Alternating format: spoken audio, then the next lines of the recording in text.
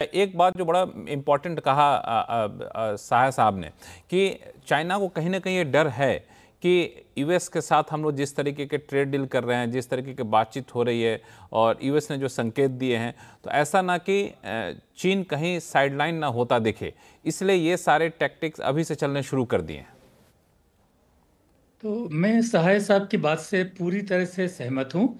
चीन ने ये एंटिसिपेट कर लिया था। अगर हम वियतनाम यूएस का डील देखें कल वाला, तो उन्होंने ट्रांसशिपमेंट में 40% टैरिफ लगाया है। बट उनका रियल मतलब ये है कि अगर चाइनीज कंटेंट एक लिमिट के बियॉन्ड यूज़ किया तो आपका 40% टैरिफ लगेगा, वरना 20% लगेगा। तो यूएस एक्टिवली डिस्करेज कर रहा है चाइना के कंटेंट का यूज़। चाइना ने शायद ये एंटिसिपेट कर लिया है कि शायद ऐसा भारत और यूएस के बीच में होगा, और ये एक रीज़न हो सकता है। वैसे चाइना ये सब स्टेप्स ले रहा है, पिछले 2 सालों से ले रहा है। ये आज का नया नहीं है, ये सीरीज ऑफ स्टेप्स हैं। 2023 से उन्होंने लेना शुरू किया है, और रीज़न यही है। तब से क्वाड और ये सब चीज़ें तभी से एक्टिव हुई हैं। वो एक मैसेज दे रहा है, एक सिग्नल इंडिया को दे रहा है बेसिकली, कि आपकी डिपेंडेंस हमारे ऊपर क्रिटिकल है इंडस्ट्रियल प्रोडक्ट्स में। आप ये सब स्टेप लेंगे तो मैं आपको परेशान कर सकता हूँ। वो केवल सिग्नल दे रहा है।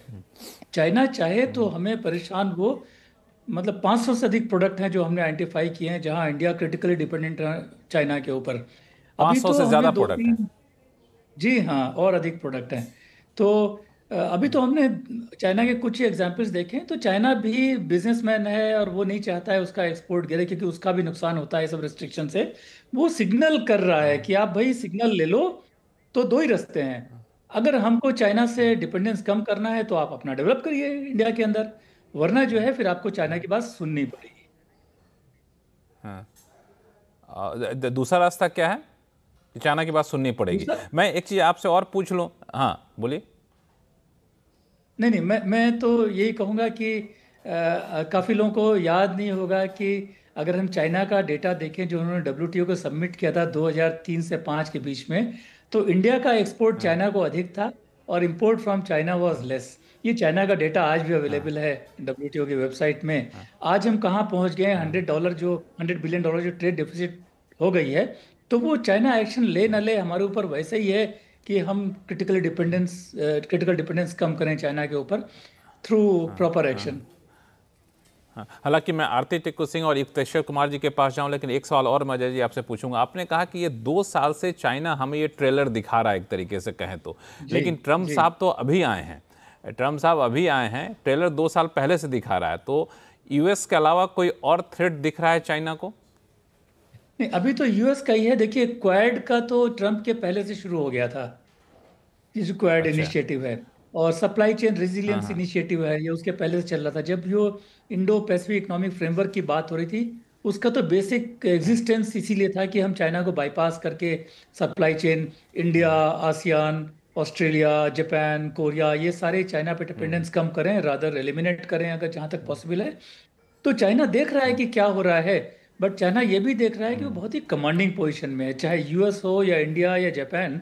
सब लोग जो बेसिक, जो इंटरमीडिएट्स हैं, उनकी सप्लाई के लिए चाइना के ऊपर बहुत ज़्यादा डिपेंडेंट हैं। तो इतना आसान नहीं है किसी के लिए भी चाइना को रिप्लेस करना, काफ़ी काम करने की ज़रूरत है। ये कितना ये इतना आसान है? आरती टिक्कू सिंह, मैं थोड़ा सा इसको इस तरीके से पूछूं कि ठीक है, आप चाइना पर निर्भरता को कम करिए, डिपेंडेंसी को कम करिए, यूएस के साथ डील करिए, रशिया के साथ करिए, घाना जाइए, लेकिन अगर चीन इसको ज़्यादा सीरियसली ले लिया, जो अभी टेलर के तौर पे पहले रेयर अर्थ मिनरल दिखाया, फिर फर्टिलाइज़र दिखा रहा है, हो सकता है आने वाले दिनों में 2-4 हथियार और चला रहे, तो हम लोग क्या इतने सक्षम हैं क्या कि इस ट्रांजिशन फेज में चाइना को छोड़ के ऑल्टरनेट सोर्स ऑफ सप्लाई तक जाने के बीच की जो अवधि है, उसमें सस्टेन कर पाएँ अपनी इंडस्ट्री को?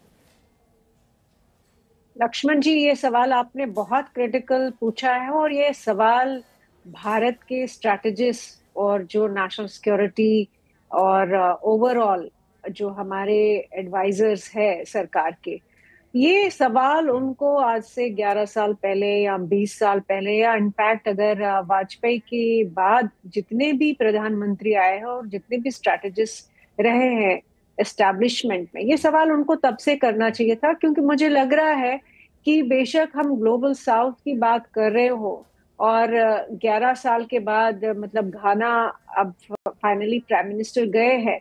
लेकिन मुझे नहीं लगता है कि हमको किसी इल्यूजन में रहना चाहिए कि हम एक ऐसी सिचुएशन में फंस गए हैं। डिप्लोमेटिकली आज की डेट में हम बहुत कमजोर है, ये मानना पड़ेगा। अगर नहीं कमजोर होते तो हम ऑल्टरनेटिव्स नहीं ढूंढ रहे होते चाइना के प्रेशर में या यूएस के प्रेशर में, जो एक उन दोनों का जो कोल्ड वॉर चल रहा है। और अगर आपको याद हो, अभी से तो चाइना के साथ हमारा टेंशन नहीं है, 2020 से जो एलएसी पे जो चल पड़ा एक टेंशन, वहां से चल रहा है, मिलिटरली चल रहा है, डिप्लोमेटिकली चल रहा है, और यूएस और चाइना के कोल्ड वॉर के बीच में हम पिस रहे हैं। तो इसमें मुझे नहीं लगता है कि किसी को भी हेजिटेशन होनी चाहिए ये बताने में कि हम लोगों की जो ओवरऑल फॉरेन पॉलिसी है उसमें बड़े सारे जो गैप्स है, उन गैप्स की वजह से आज हम इस सिचुएशन में है कि हम आज रेयर अर्थ एलिमेंट्स और मिनरल्स जो है वो उनके ऑल्टरनेटिव सोर्सेज हम ढूंढ रहे हैं अफ्रीका में। और अफ्रीका एक ऐसा कॉन्टिनेंट जहां पे रशिया और चाइना का बहुत ज्यादा इन्फ्लुएंस है। पहले तो कई सालों दशकों तक अमेरिका का इन्फ्लुएंस रहा अफ्रीका में, और जब उन्होंने सारा एक्सप्लॉइट किया, तबाह कर दिया, इतने सारे कॉन्फ्लिक्ट्स अफ्रीका में रहे, उसके बाद रशिया और चाइना की जो एंट्री हुई है पिछले 15-20 साल में अफ्रीका में, अब जाके हम लोग एक इनिशिएटिव ले रहे हैं या ऑल्टरनेटिव ले रहे हैं। तो बहुत इसमें सेल्फ कंग्रेचुलेशन नहीं होनी चाहिए। मुझे नहीं लगता है कि आज की डेट में हमको बहुत उछल के ये कहना चाहिए कि हम विश्व गुरु है या हम अफ्रीका या ग्लोबल साउथ के लीडर बन सकते हैं। दूसरी बात ये कि क्या हम में क्षमता है, इनफैक्ट इवन मतलब सोचना भी, अगर आप चाइना, आपके यहाँ इनफैक्ट आपने आज बहुत अच्छा पैनल लाए हैं, चाइना के एक्सपर्ट्स हैं, इंडिया चाइना रिलेशंस और चाइना के ओवरऑल ग्लोबल ट्रेड में जो एक्सपर्ट्स हैं वो बैठे हैं। जो हम लोगों का गैप चाइनीज इकोनॉमी के साथ है वो बहुत ज्यादा है, उसमें खामियां बहुत ज्यादा है। वो खामियां भरते भरते भरते काफी टाइम लग जाएगा। मैं पेसिमिस्टिक नहीं हूं, मैं ये नहीं कह रही हूं कि इंडिया नहीं कर सकता है, पर मुझे लगता है कि इंडिया ने काफी समय गवा दिया।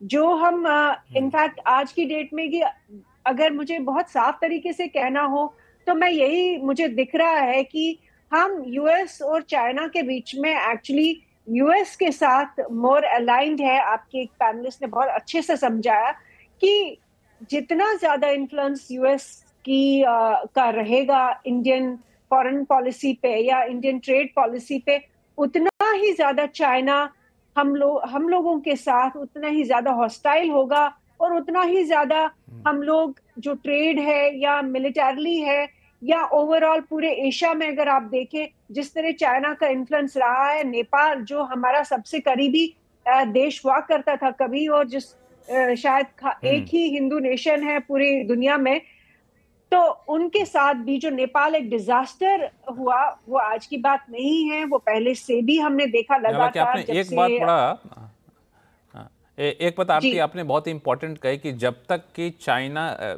कि यूएस का इन्फ्लुएंस हमारे पास रहेगा हमारे ऊपर, और जब तक ये अंदेशा